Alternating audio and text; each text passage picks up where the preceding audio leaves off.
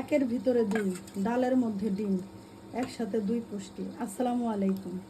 এখন আমরা এত বেশি ব্যস্ত হয়ে গেছি, সময়ের এত বেশি সংকট যে এই আলাদা আলাদাভাবে রান্না করার সময় নাই। কিন্তু দেখা যায় আলাদা আলাদা রান্না করতে গেলে সময়টাও বেশি লাগে।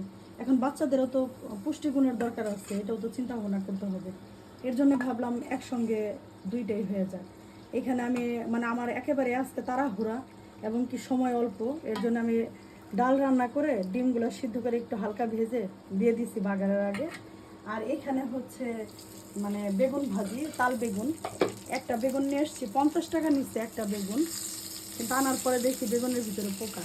এই কয়েকটা পিস ভালো পাইছি, পরে ভাইজা দিলাম।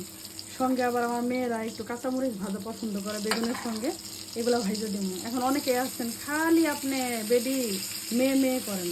এখন বলেন আমি মেয়ে মেয়ে করুম না কি করুম? আল্লাহ তোমার ছেলে দেয় না, আমার মেয়ে দিচ্ছে। এখন যেহেতু আল্লাহ আমার মেয়ে দিচ্ছে, মেয়েদের তোমার যত্ন করতে হবে, এগুলো তো আমানত আল্লাহর। এর জন্য একটু যত্ন করি, ভালো ভালো খাওয়াই।